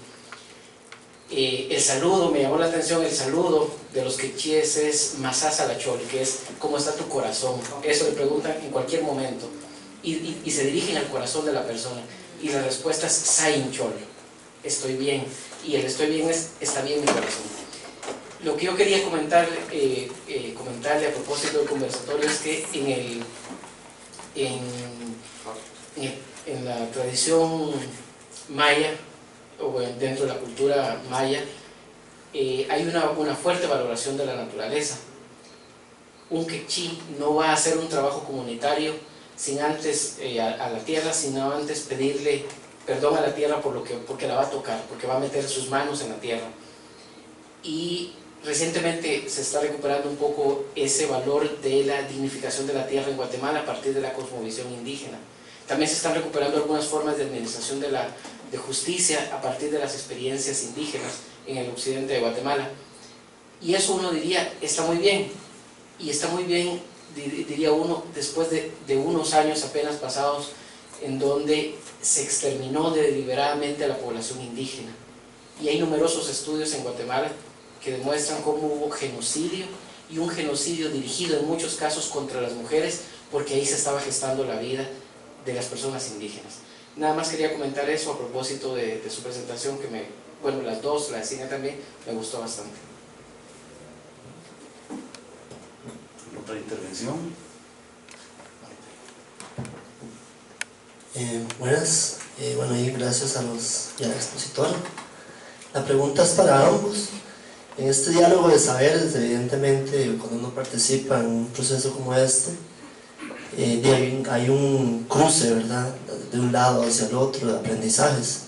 Entonces, tal vez para ambos, la pregunta, como qué tanto también la universidad la ha transmitido a los pueblos indígenas, y desde la valoración de ustedes, qué tanto las universidades han ido aprendiendo precisamente del conocimiento de cada pueblo. Yo creo que los dos tienen amplia experiencia como para ver tal vez si ha habido avance en ese diálogo de saberes o si todavía estamos años atrás.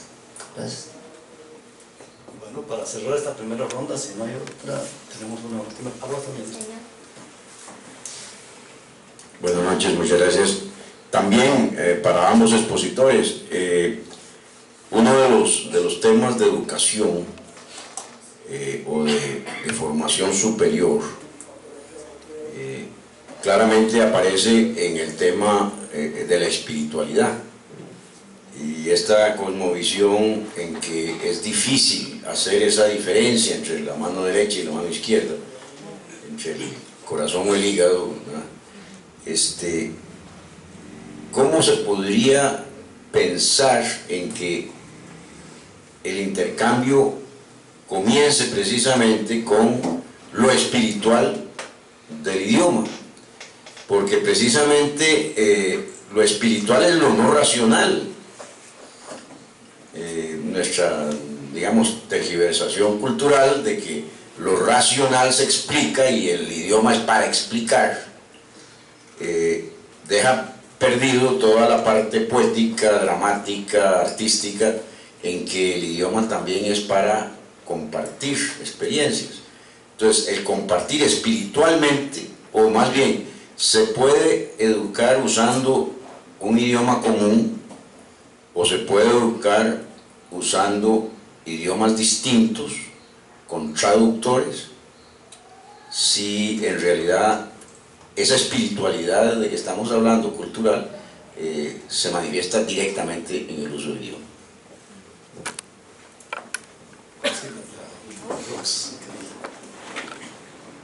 Buenas tardes, Roxana Morales del CICDE. Esta pregunta va para Cine, para el señor Ali. De lo que logré interpretar, don Ali, usted nos dice de que en el mundo indígena, en la construcción del conocimiento hay que ser originales, auténticos. Está bien. Mi pregunta va para Cinia. Con base a esto, con el movimiento o el fenómeno de la decolonialidad, donde se trata de destacar, rescatar, transformar el conocimiento, el pensamiento de las raíces de América Latina. Cabe esa originalidad, cabe esa autenticidad, y don Ali, me encantaría que nos diera un ejemplo, porque no me cabe algo que sea original en este mundo occidentalizado. en el cual convivimos.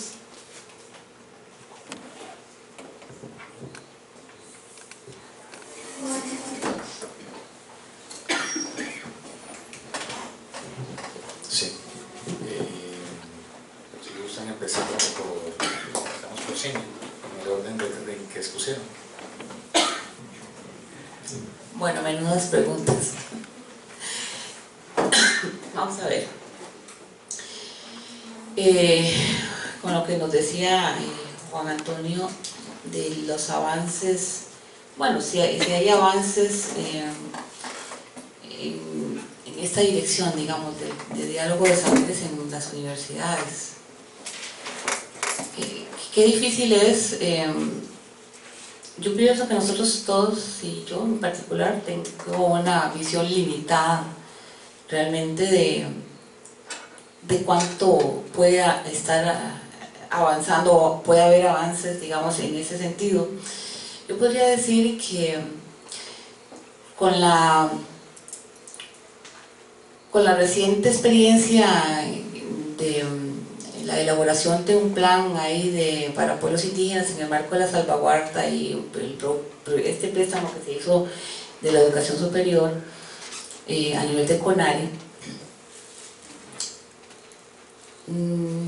pudimos darnos cuenta, primero que hay como un reconocimiento general a nivel como de los diagnósticos, ¿verdad?, de las situaciones, de las diferencias culturales, de los derechos, de los requerimientos, de todos los problemas estos, por ejemplo, que señala también Ali, de las incomprensiones, por así decirles, culturales. O sea, ese reconocimiento de que existe una diferencia entre pueblos indígenas, por ejemplo, y el resto de la sociedad nacional, y que esa diferencia, además, ellos como pueblos tienen derechos a que sea reconocida e incluso afirmada y tener una educación diferenciada. Todo eso está a nivel de discurso, creo que bastante posesionado, digamos, o posicionado ya, y no es gratuito. O sea, esto lo han hecho también como parte de la lucha de los mismos pueblos indígenas. Lo que sí es difícil encontrar son, digamos, avances significativos, por ejemplo, a nivel de, para decir algo, en la formación, a nivel de los diseños curriculares, por ejemplo, a nivel de los enfoques. Eso sí está, eso es mucho más difícil. O sea, nosotros, por ejemplo, decimos aquí, y vamos a pensar en Costa Rica, tenemos un plan que todas las universidades participaron en aquello que tenga que ver con la atención, con la inclusión de estudiantes indígenas en nuestros programas occidentales y occidentalizantes, pero no hubo espacio posible para pensar en algo más allá de eso, ¿verdad? Entonces, por ahí ese diálogo se integran, digamos, se reconocen las diferencias, pero hasta cierto punto. Hasta el punto donde no cambie, donde lo integramos, pero para que no cambie nada. Por lo menos en el caso de los pueblos indígenas, creo que en Costa Rica todavía estamos bastante lejos. Eso no significa que no hayan algunas experiencias muy específicas. Por ejemplo, sé que en la zona de Talamanca hay una dirección regional específica para, digamos, maestros indígenas. Hay avances en el nombramiento de maestros indígenas, aunque hay mucho conflicto también en eso. Hay un planteamiento a nivel de su sistema de educación que puede ser, que puede permitir avances, pero se requiere mucho más que eso. También quiero decir en este punto que a nivel tal vez de América Latina hay algunas experiencias interesantes también en otros países que se están dando, por ejemplo en Sudamérica, por ejemplo en Bolivia, por ejemplo en Ecuador, sobre todo en Bolivia. Y está este proyecto con altos y bajos de la Universidad Indígena Intercultural, que es un proyecto de universidad latinoamericana, que también uno podría verlo como un avance, y en donde este tema del diálogo de saberes sí tiene un poco más, digamos, de avance. En relación con el tema de la espiritualidad, una de las cosas que se plantea en este asunto de repensar desde América Latina y desde la descolonización o la decolonialidad del poder, del saber, que también hay diferencias y discusiones, digamos, teóricas más que todo. Se retoma lo del pensamiento complejo, ¿verdad? Ese pensamiento que incorpora justamente, digamos, y lo racional, ¿verdad? La palabra, pero también la oralidad, también el cuerpo, también la espiritualidad, o sea, esa visión del ser humano integral, ¿verdad? Que diríamos la tienen en general los pueblos indígenas, y que nosotros lo hemos perdido en gran medida porque hemos sido, el pensamiento nuestro analítico tiende también a desarticular, ¿verdad? A compartimentalizar la realidad y también en los cuerpos, a las personas. Entonces, ciertamente, yo, por lo menos la experiencia que nosotros tenemos fue muy positiva, porque en este punto que es, como dicen, una golondrina no hace verano, y es un punto nada más, una experiencia aislada que tuvimos de capacitación con líderes comunitarios. Justamente iniciamos, el primer módulo era el módulo de espiritualidad, y la espiritualidad no estaba contenida en un solo módulo, sino que la espiritualidad estaba como eje transversal, digamos, del programa. Ahora, ¿cuánto duró de cuánto tiempo hablamos de ese programa? Es un cuatrimestre.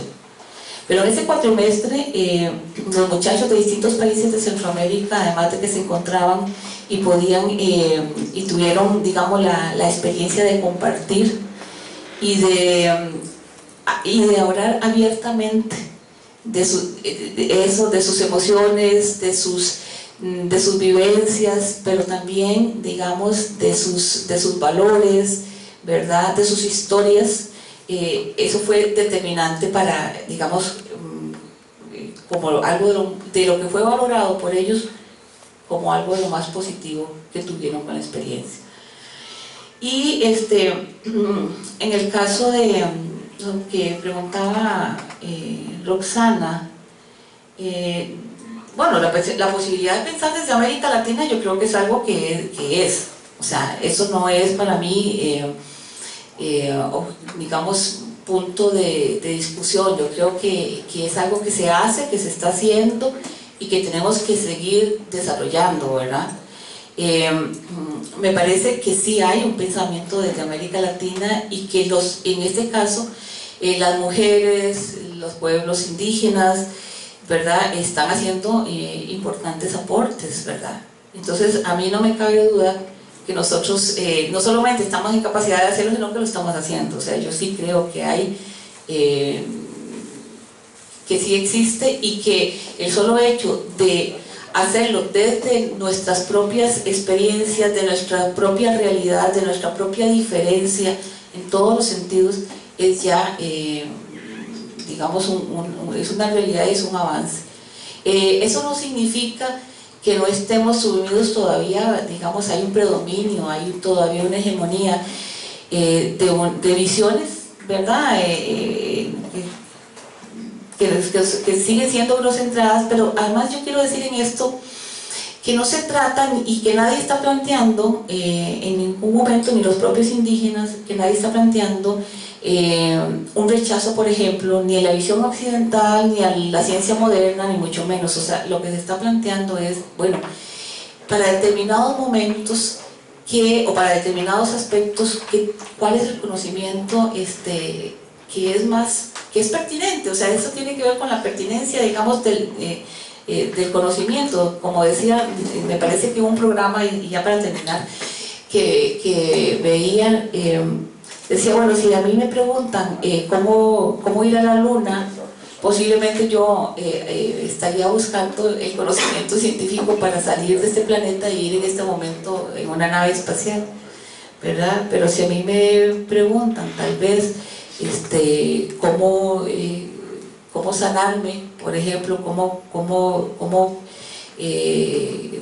curarme de alguna enfermedad, posiblemente tome en cuenta otros saberes, no solamente la medicina alópata, por ejemplo. Podría tener también la medicina natural y otros saberes, digamos, tradicionales. Entonces, bueno, va a depender como de eso, ¿no? Bien, sobre lo de la, ¿cómo se llama? La reforma puede ser La educación, sí. Yo lo que decía es que, digamos, la idea está muy interesante, me parece oportuno el inicio de tomar algunas cosas en serio, ¿verdad? Lo único que pasa es que lo que hemos visto, incluso lo hemos hablado muchas veces con los mismos compañeros de ahí, es de fondo, ¿verdad?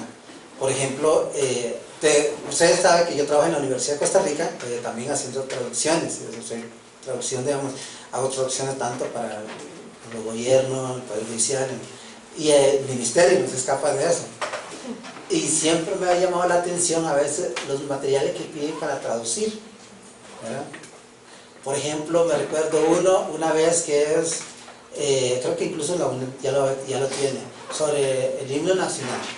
Pero yo me pregunté, bueno, pero a ver, otro día me llega el material de unos pasajes de la Biblia. Y en otra ocasión me recuerdo que era para Alto Chirripó, sobre cómo usar el semáforo, ¿verdad? Yo digo, mira, la forma del mundo indígena, el mundo de nosotros, empieza con formas, figuras. Nuestro idioma, desde ya en sí, precisamente es la forma de enseñar, de transmitir conocimiento, tiene formas, y algunos incluso colores. Entonces, por ejemplo, si realmente queremos enseñar o queremos ayudar en un modelo de educación, bueno, ahí hay el libro que yo le mencionaba a ustedes, pero también lo primero que tenemos que pensar es cómo cuentan, ¿verdad? Nosotros tenemos, y algunos estudiantes ya lo saben, más de 6 formas de uno, ¿verdad? Sin embargo, esos son materiales que nunca, o sea, esos son puntos que nunca se ve en esa enseñanza, ¿verdad? O esos materiales. Porque para el mundo, para los niños nuestros, o sea, los indígenas, niños, necesitamos transmitirle conocimientos profundos de la forma fácil de entender. Por eso es que nosotros tenemos uno, y con solo decir la palabra uno en nuestra lengua, ya el niño o la persona se imagina la forma, incluso en algunos casos colores, ¿verdad? Entonces yo creo que eso es concreto, digamos, ahí sí estaríamos hablando de una verdadera educación, ¿verdad? Estas formas de transmitir, ¿verdad?, el conocimiento. Nosotros tenemos una forma que no sé cómo se diría en español, lo que he usado con muchos compañeros es la lengua natural, que es, por ejemplo, nos preparan los mayores que en algún momento te llevan a la montaña, ¿verdad? Y usted pasa días ahí para entender, ¿verdad?, la naturaleza. Y así es como usted tiene que aprender. Por eso la idea es como leer o entender cómo habla la naturaleza, tanto animales, plantas, viento. Por eso la gente dice a veces, los indígenas pueden decir si va a llover o no va a llover, ¿verdad? Es que ellos desde ahí lo ven, lo estudian, ¿verdad? Es parte. Bueno, esos tipos de materiales, ¿verdad? Okay. Yo siento que, digamos, si la necesidad real o lo que vamos a hacer es realmente una educación, debe complementarse estos modelos, ¿verdad? Desde ahí debe iniciar el tiempo, los espacios. Nosotros tenemos forma de decir que, digamos, yo me expreso a ustedes de una cosa que está allá, con solo la frase ustedes pueden entender si está cerca, si está lejos, si está abajo, si está arriba, de toda esta forma. Eso es algo que uno no lo ve, al menos yo no lo he visto en los materiales en educación. La última vez me encontré con un maestro en Amur enseñándole la historia de los hebreos, ahí en el colegio. ¿verdad? Supuestamente son los materiales que le dan el ministerio. Bueno, yo no sé, yo no trabajo con el ministerio, aunque tengo que ver muchos de estos materiales de educación, bueno, del ministerio. Entonces, digamos, yo digo, la idea está muy, muy bien, es excelente, pero necesitamos poner un poco más, realmente ser más, como digo, serio en qué es lo que tenemos que hablar. Sobre lo de religiosidad. Los indígenas, usted sabe que siempre se ha dicho que los indígenas crean o adoran a las imágenes. Es algo totalmente erróneo. Los indígenas, de hecho, al revés, muchos de nosotros no oramos. Pregúntele a un compañero indígena, Cabeca, Noe, Maleco, ¿cómo se dice orar en su lengua? No hay. Pues ya hemos dicho de que las comunidades o nuestros pueblos, si conoce uno, tiene una denominación sobre esa acción. Nosotros no oramos. ¿Por qué? Porque no hay más Dios que un, digamos, sigo, que es parecido a Dios, pero no es exactamente Dios, ¿verdad? Yo no tengo que arrodillarme ante nadie, ¿verdad? ¿Cómo se adora, o se alaba, o se ora, como ustedes quieran decirlo? ¿Cómo yo me relaciono con todo lo que está alrededor? Con ustedes, cómo trato la naturaleza, los animales, la planta y todo eso. Esa es la forma de orar. Por eso yo no necesito arrodillarme ni... Vi un video que me trajo precisamente la Universidad de Costa Rica, que hicieron en Talamanca, y el maestro de lengua supuestamente se pone a orar, como decía el compañero, eso pues yo lo conozco, ¿sí? En muchos pueblos tiene sus modelos, nosotros en eso somos un poco diferentes. Se pone y empieza a pedir permiso a la naturaleza para ir a cortar un árbol. Yo me quedé oyéndolo, ¿verdad? Él es libre. Yo digo, por supuesto, lo que estás viendo es tratando de hacerle el video, ¿verdad?, a la gente. Porque eso jamás no se hace. Porque yo no necesito hacerlo. Sí, entonces yo lo único que me quedé dándole vuelta y digo, bueno, sí, ¿qué es lo que quiso decir, verdad? Porque eso es precisamente, aparte de la influencia de todas las religiones ahora y todas estas cosas que ya somos víctimas de todo, ¿verdad? De educación, que conocemos y cosas por el estilo, que tenemos el corazón, y amamos el de arriba y no sé qué, todo eso ya somos parte de víctimas de eso, entonces no se escapa la gente de eso. Pero en términos de la cultura, eso no se hace, ¿verdad? De hecho, eso es como burlarse, ¿verdad?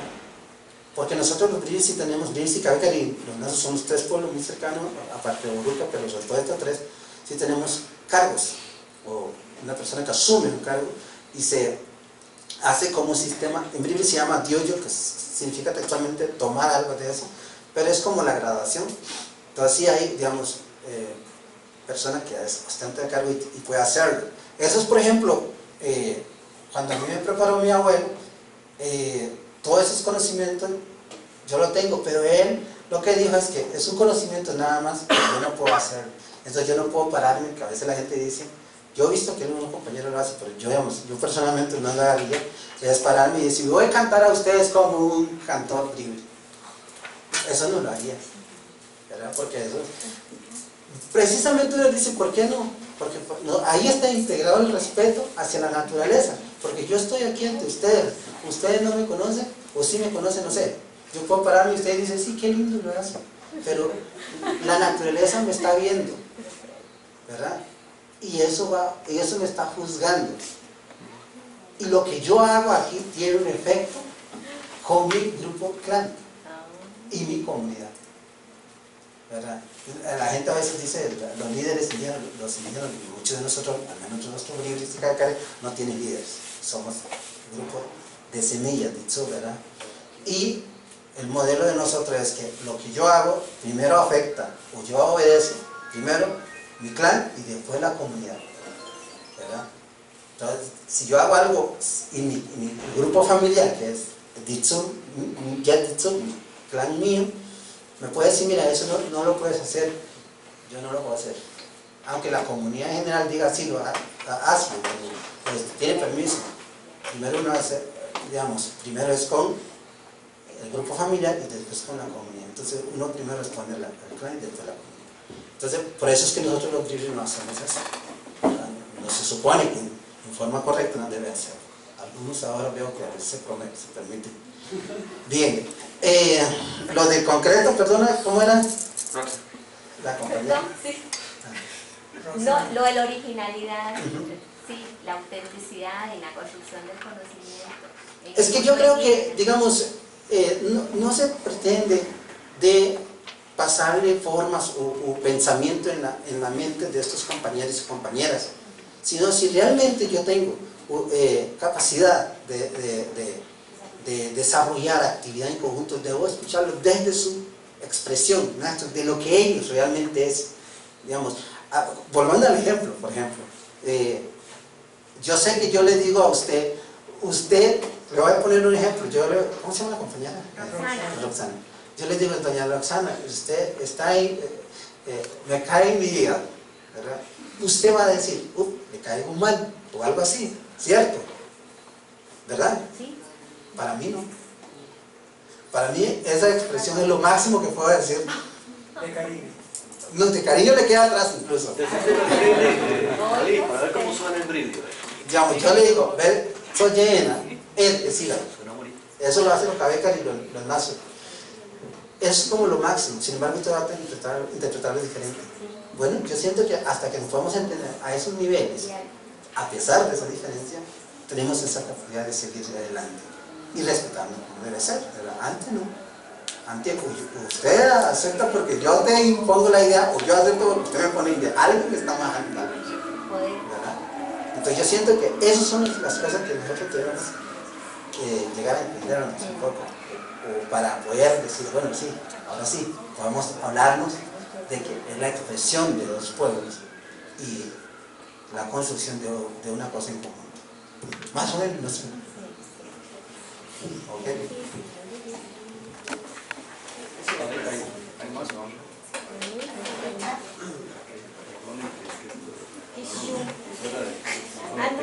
Te come la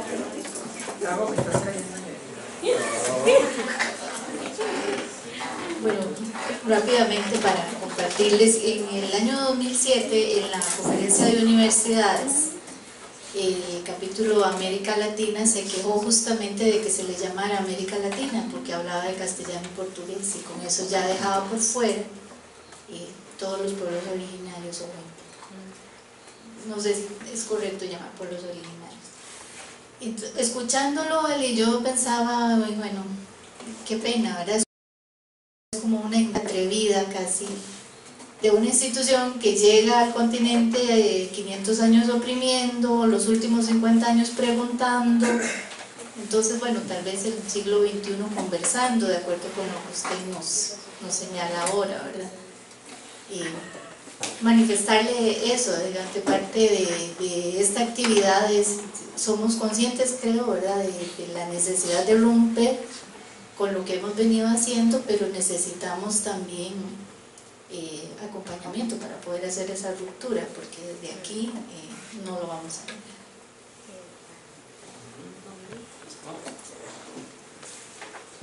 Yo quisiera plantearle una pregunta a Ali. Digamos, es una duda que ahora escuchándolo me surgía. Digamos, hay una crítica usual a la ciencia, que es una crítica que se expresa poniéndole un apellido a la ciencia, es decir, y es hablar de ciencia occidental.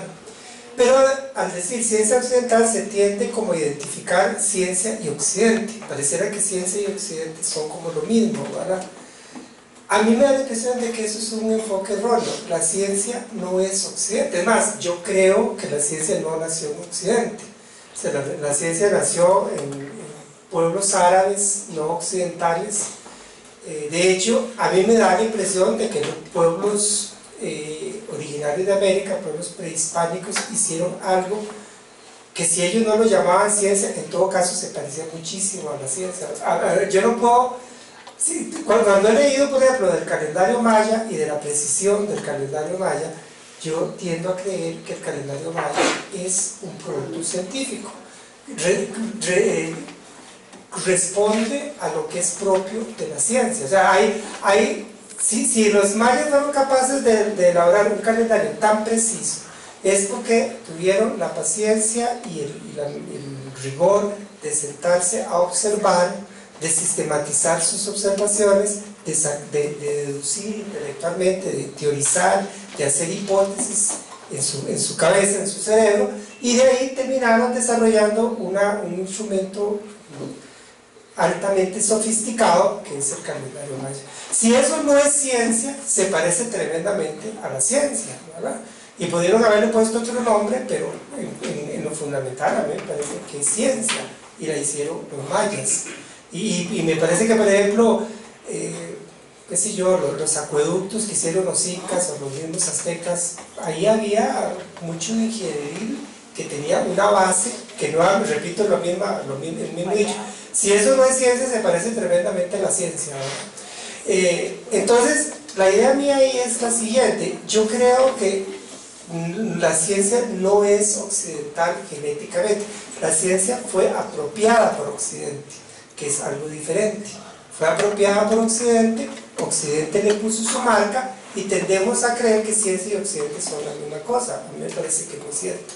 Entonces, un poco mi pregunta para usted, Ali, es decirle, o sea, me gustaría escuchar sus consideraciones. Desde la cosmovisión suya, desde su cosmovisión Bribri, ¿cómo ve usted la ciencia? ¿Qué significa para usted la ciencia? ¿Hay alguna suerte de oposición, de imposibilidad de que la cosmovisión Bribri incorpore la ciencia? O sea, porque un poco a veces el discurso que se maneja da como, es un discurso que como que nos sugiere que ciencia y cosmovisión indígena son como cosas que no pueden entenderse, que no pueden la una trabajar y colaborar con la otra. Yo quiero creer que eso no es cierto, que esa visión es una visión estereotipada y errónea. Pero a mí me gustaría que usted nos reflexionara sobre eso, o sea, cómo desde su cosmovisión, cómo se mira la ciencia, qué significa la ciencia. ¿Es posible incorporar la ciencia dentro de la cosmovisión indígena? Digámoslo así, hacer ciencia desde la cosmovisión indígena, desde la cosmovisión Bribri, particularmente la suya, la del pueblo que usted proviene. Esa sería mi interrogante.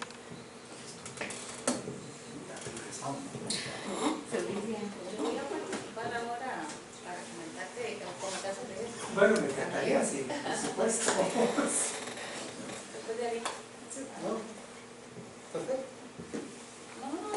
Yo, por eso me cuestionaba sobre el asunto de educación material, ¿verdad? Para mí, digamos, ciencia, ¿verdad? Digamos, meramente así, era, desde mi punto de vista, era una forma de como aquellos otros grupos pudo hacer sus cosas y llegar a X punto. Me pregunto, ¿verdad? Y no es una cosa que debo determinar, ¿no? No sé, pero yo me pregunto, por ejemplo, usted conoce que en Talamanca hay mucho papalomoy, ¿verdad? De la zona, que, como el sello de nosotros los talamanqueños, si no tiene eso no es talamanqueño, ¿verdad? Así como siempre digo yo así lo con eso. Y los indígenas teníamos una forma o sea, ellos llegaron a conocer cómo curar sin mucha inyección, ¿verdad? Y aquí en la ciudad, o a este lado, usan la glucantine. Llegar a un punto, es decir, independientemente por dónde va usted o por dónde voy yo, pero llegamos a un punto de que llegamos a curar esta enfermedad. Sobre la a nosotros nos manda la culebra en el campo ya. Me recuerdo que en la comunidad había compañeros que han motivado 5 o 6 veces la culebra y nunca murió, ¿verdad? Y no tuvo pérdida de ninguna parte de su cuerpo, ¿verdad? Y bueno, aquí en las ciudades, después uno conoce que hay una forma de curar, aunque ahora sí, por pérdida de ese conocimiento tradicional, uno ve la gente que está perdiendo algún pie, alguna mano. De hecho, algunos de los compañeros reflexionaban sobre eso, si esa medicina que está dando afuera para curar la mordedura de culebra es bueno o no. Porque si nunca hubo, ahora sí hay. Bien, pero al final de cuentas, nosotros siempre lo que hacemos es preguntarnos ¿cómo se llama? No sé, ¿cómo se llama? Podría ser. Yo siento que es posible buscar una forma de entender estos dos mundos y llegar a un centro donde tal vez se pueda compartir muchas cosas, ¿verdad? Yo lo que decía, por ejemplo, de los números, ¿verdad? Y eso, porque con eso, digamos, los niños lo que hacen es construir su mundo, ¿verdad? Y es suma, no restar, ¿verdad? Suma.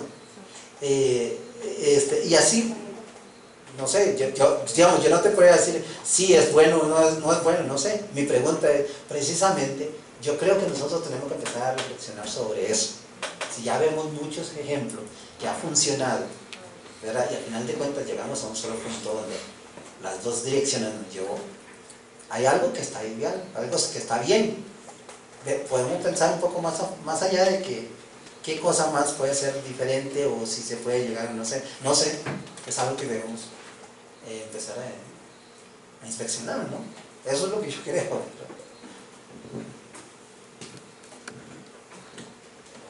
A mí me parece que es muy importante lo que vos has planteado, Luis, porque yo creo que eso está en el centro precisamente del debate, ¿verdad? De los saberes y diríamos de la colonialidad del saber y del poder, está en el centro de lo que estás planteando.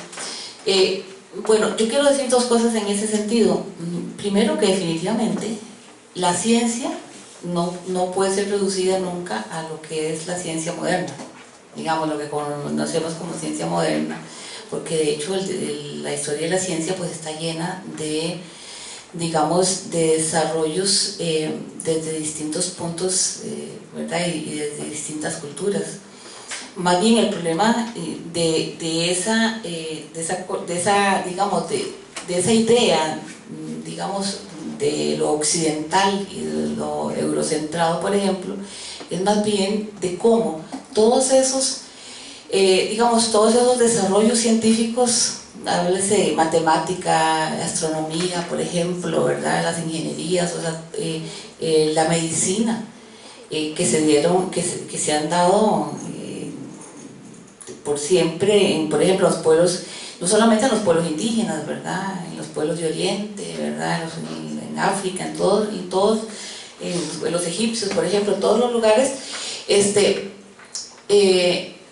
los chinos, por ejemplo. O sea, el asunto es cómo se integran, digamos, y cómo son reconocidos dentro de esa lógica. Porque, por ejemplo, cuando hablamos de conocimiento, y véalo en un ejemplo muy sencillo, o sea, cuando se habla de conocimiento, digamos, científico, inmediatamente se remite a la ciencia moderna, al uso del método científico, a toda esa parte, ¿verdad? Entonces, en ese sentido, yo diría que no podemos confundir, digamos, el hecho de la existencia o el desarrollo de la ciencia con lo que podríamos decir la centralidad de cierto tipo de ciencia o de conocimiento que digamos que sí efectivamente se ha dado, y tan es así que cuando se trata de los indígenas no te encuentras textos que hablen del conocimiento científico de los indígenas. Eso está ausente del tratamiento, de la visión de lo científico. Entonces ya no es una cuestión, digamos, que sea puramente discursivo. Yo pienso que es más bien justamente la vivencia de todos estos pueblos cuando se trata de conocimientos de estos pueblos, entonces se habla incluso de saberes.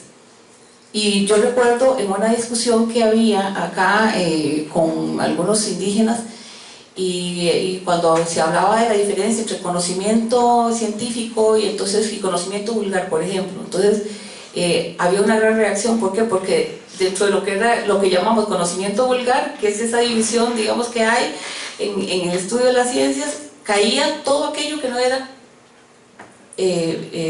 producido mediante el método científico. Entonces, bueno, la discusión está, digamos, en esa parte.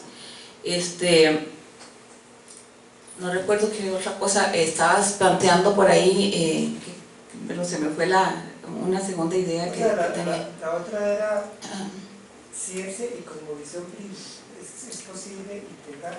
Bueno, que dicha que me acuerdas. La otra cosa es que hasta donde yo conozco, ningún pueblo indígena rechaza la ciencia moderna, ni el conocimiento científico, digamos, de Occidente, ni mucho menos, todo lo contrario. Hasta donde yo sé y lo que digamos en las actividades en las que yo he participado, es todo lo contrario. O sea, hay un gran interés por ese diálogo y por aprovechar el conocimiento científico. Entonces, lo que pasa es que, bueno, los usos del conocimiento científico todos conocemos que pueden ser muy variados, ¿verdad?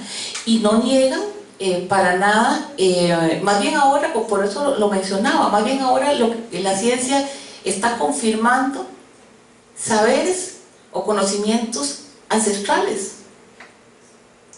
Entonces no hay, no se trata, digamos, de excluir o de crear nuevas centralidades, por ejemplo, sino más bien de cómo aprovechamos todos los avances, porque todos somos parte de, o sea, indígenas, no indígenas, latinoamericanos, no sé, los distintos continentes, la humanidad como tal, todas tenemos culturas milenarias, ¿verdad? Y desarrollos científicos y desarrollos en todo nivel, ¿verdad? Entonces, hasta donde sé, la visión más bien de los indígenas es de complementariedad, es de articulación, es de, ¿verdad?, de armonizar, es dialógica por naturaleza. Entonces, así por lo menos es lo que yo digo, he ido aprendiendo con ellos, ¿verdad?